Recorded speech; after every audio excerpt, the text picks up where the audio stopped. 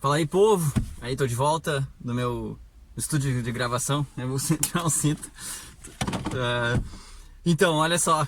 Fazer um videozinho porque a ideia veio... Tem umas páginas de educação que eu sigo no Face. E aí tinha uma reportagem que era professor improvisa quadro na sua caminhonete para dar aula para alunos em regiões isoladas e tal. E a discussão virou uma brigalhada nos comentários, como de costume nas redes sociais. As pessoas incorporam o seu modo pitbull raivoso e começaram a bater boca, e provocações, e generalizações, e toda aquela lindeza que a gente vê nas discussões de redes sociais. Porque algumas pessoas, por exemplo, uma professora pegou e disse assim: viu, quem quer consegue, não sei o quê.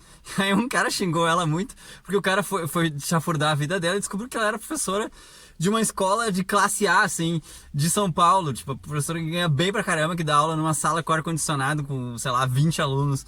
E falando esse tipo de merda, né? E aí eu me lembrei e comecei a lembrar que, tipo, é uma coisa, um hábito muito recorrente no Brasil, se endeusar, se romantizar os professores e os estudantes que fazem mundos e fundos para fazer para chegar no estudo. Então, no Brasil, tipo assim, tu ser um professor de escola pública e admitir que tu ganha bem é quase uma ofensa. Que tá pensando em dinheiro? Como assim? Educação não é... E cara, isso é uma coisa muito séria, porque isso mantém esse sistema ridículo que a gente tem. Vou puxar o exemplo da Coreia do Norte. Coreia do Sul. Coreia do Norte é uma merda. Coreia do Sul, que os caras pegaram e o salário ficou tão alto para dar o ensino, para ensinar no ensino fundamental na Coreia do Sul, durante aquela revolução que gerou a Coreia do Sul que a gente conhece hoje. A Coreia do Sul era praticamente rural nos anos 70, era tão ruim, um país desigual, cheio de analfabetismo nos anos 70, e a Coreia do Sul teve uma revolução baseada na educação.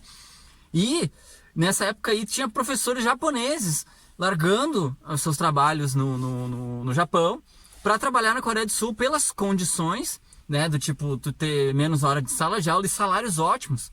Então, atraiu bons profissionais. O que acontece no Brasil? No Brasil é completamente o contrário. A gente espanta os bons profissionais porque a tendência do cara é começar a cansar, se dar conta de que pensa, caramba, eu sou formado com ensino superior, eu tenho muito mais capacidade que muita gente que está ganhando muito melhor do que eu, e eu tô aqui ganhando essa merreca, sendo chamado de vagabundo pela boa parte da população e pela mídia, e apanhando da polícia por pedir reposição da inflação, né? Esse tipo de merda que acontece com a vida do professor faz o quê? Tipo, o cara que tá lá ainda, e daí a gente tem que cuidar fazer e pelo viés de sobrevivente. Eu conheço professores maravilhosos que estão lá ralando até hoje, mesmo com essas condições, em salários muito piores do que eu já ganhei como professor.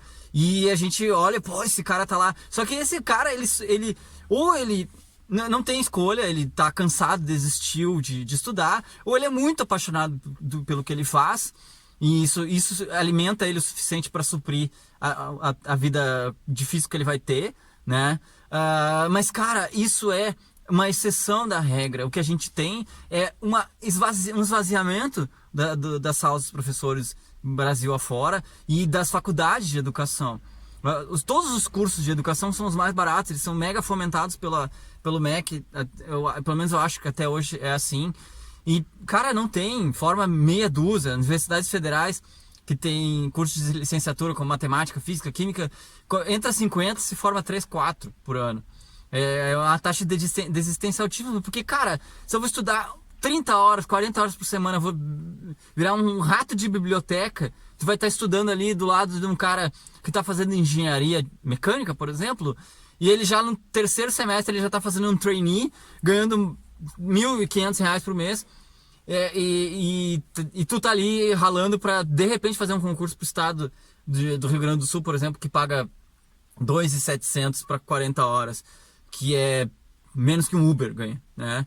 Então a gente tem que tomar cuidado. Tomar cuidado não, vamos parar de romantizar essa merda. E isso me fez me dar conta que o Charlinho do Hermes e Renato é um deboche, é uma crítica social foda sobre isso. Eu não tinha me dado conta, porque eu sempre achei muita graça no Charlinho, e eu me dei conta que aquilo é um deboche desses programas que fazem essas histórias tristes de alunos que atravessam rios e mares e caminham pra dar aula, pra assistir aula na sua escola. Cara, isso é errado, a gente não tem que romantizar isso. A gente tem que ter vergonha disso. A gente tem que ter vergonha de que não existe num país com recursos que tem, não existe uma organização, não existe uma escola mais próxima, não existe uma moradia estudantil para essa criança passar durante a semana, não, uma casa mais perto da escola, não existe um sistema de transporte público decente para estudantes. Cara, isso deveria ser inadmissível. A gente não deveria fazer um documentário lindo e passar no Fantástico sobre outros Charlinhos e outros professores. Então, por exemplo, esse professor da foto aí que gerou essa discussão, que ele botou um quadro negro na picape dele, parecia uma pampa, mas era em outro país.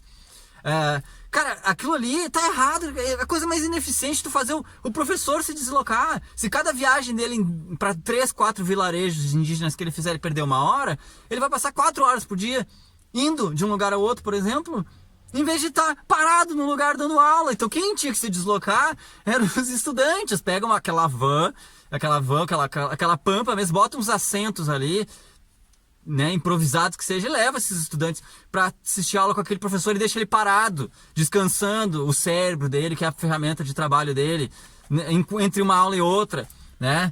Então a gente tem que parar de romantizar. E para quem não conhece o Charlinho, eu vou deixar aí um pedacinho do Menino Chamado Charlinho, do Hermes e Renato. E era isso. Eu tô até suando aqui. Um abraço aí, falou, tchau. A escola pública mais perto daqui fica há quanto tempo, Charlinho? A uns 1.200 quilômetros, né? E você vai pra escola a pé? A pé, né? Digo bora, né? Digo bora. Na primeira etapa, Charlinho sai de sua cidade e anda 200 quilômetros a pé em uma estrada cheia de caco de vidro, farpas e pedras pontudas. Detalhe, ele faz todo o percurso descalço. Não dói o pé não, Charlinho?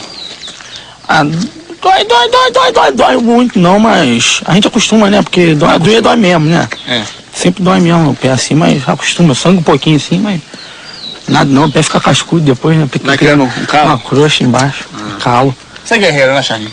Sou guerreiro. Seguindo viagem, Charlinho parte em direção à cidadezinha de Araxinhoca, que em tupi significa chupador de mandioca. Para chegar a essa cidade, ele pega a BR-3070. O asfalto quente castiga os pés do pobre brasileirinho. Eu tô indo lá pra escola lá! Milagrosamente, Charlinho consegue uma carona. Para pagar a carona, Charlinho é obrigado a lavar o caminhão.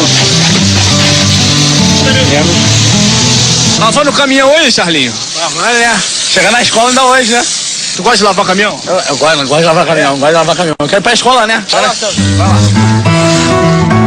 Dia acabou de amanhecer e Charlinho não para sequer 1 minuto para descansar. São 22 horas de caminhada, 700 quilômetros, gente.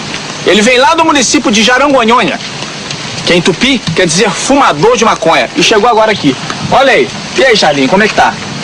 Cansado. Cansado? Um pouquinho. Pezinho esfolado? Tá doendo. É mesmo? Tá doendo. E você gosta de estudar? Eu gosto de estudar. Tudo pra estudar. Tudo vai estudar. Você gosta de ler livro? Eu gosto de ler livro. Você gosta de batata? Eu gosto de batata. Gosta de bala? Eu gosto de bala. Tá bom, Charlinho, vai lá. Vai lá. Segue teu rumo, garoto, vai. O menino batalhador segue então sua viagem em direção ao município de Guaxupira, onde terá que atravessar o rio Nhanhanhanhanhanhanhanhanhan, que em tupi significa rio caudante cheio de esgoto. Olha aí, gente, o Charlinho vem chegando, é uma imagem realmente comovente, mas é um garoto que não poupa esforço para estudar, olha aí. Ele só quer estudar. Olha aí. Ele só quer deixar de ser mais um nas estatísticas desse analfabetismo esdrúxulo no nosso país.